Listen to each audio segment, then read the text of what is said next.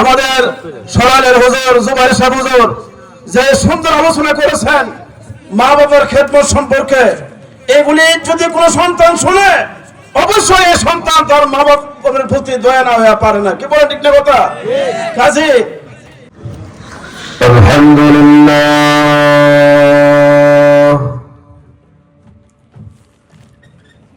الحمد لله نحمده ونستعينه ونستغفره ونؤمن به ونتوكل عليه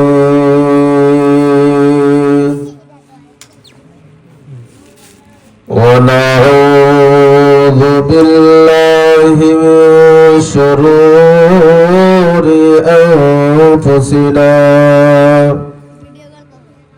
ومن سيئات أعمالنا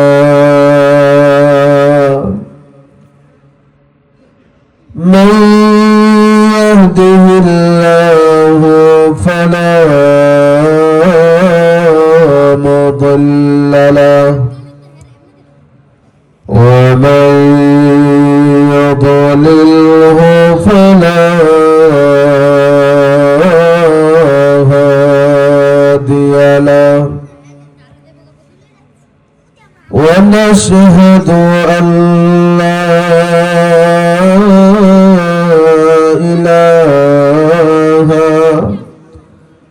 إلا الله وحده لا شريك له ونشهد أن سيدنا وسندنا وحبيبنا ومولانا محمدا عبده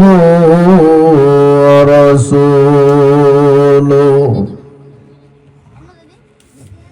أرسله بالحق بشيرا ونذيرا وداعيا إلى الله بإذنه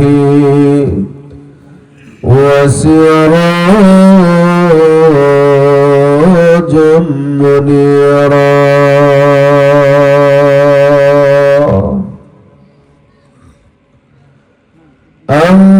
أما بعد فأعوذ بالله من الشيطان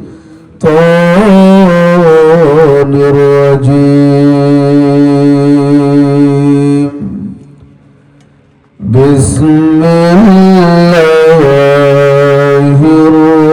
الرحمن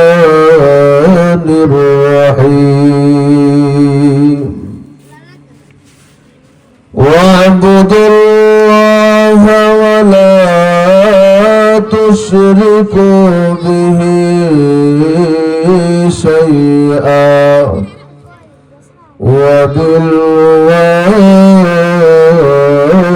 وبالوالدين إحسانا وقال تعالى وقضى ربك ألا تعبدوا إلا إياه وبالوالدين إحسانا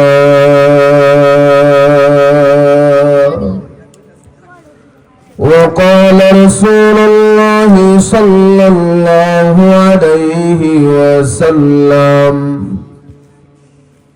إن الله حرم عليكم عقوق الأمهات وقال النبي صلى الله عليه وسلم رضا الرب في رضا الوالد وسخط الرب في سخط الوالد أو كما قال النبي عليه الصلاة والسلام إن الله وملائكته يصلون على النبي يا أيها الذين آمنوا صلوا عليه وسلموا تسليما সবাই জবান খুলে পড়েন আল্লাহুম্মা সাল্লি আলা মাওলানা মুহাম্মদ ওয়া আলা আলি সাইয়্যিদিনা মাওলানা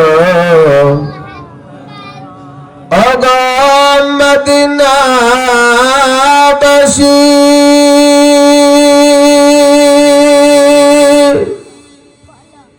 তোমরা কত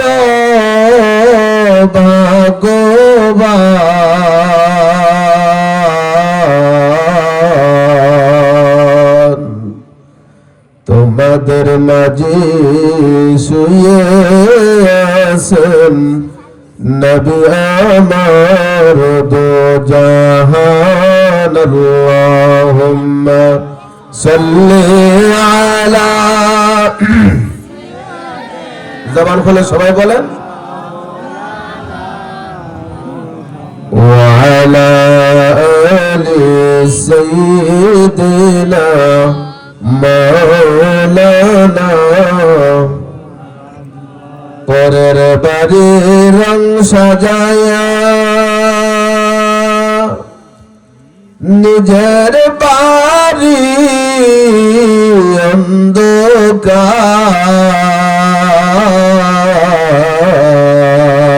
অন্ধকার ভগবান তোর বাহাদুরি যাইতে হবে গোরার পার আল্লাহুম্মা সাল্লি আলা সাইয়্যিদিনা মাওলানা মুহাম্মদ আলা আলি সাইয়্যিদিনা মাওলানা মুহাম্মদ লা ইলাহা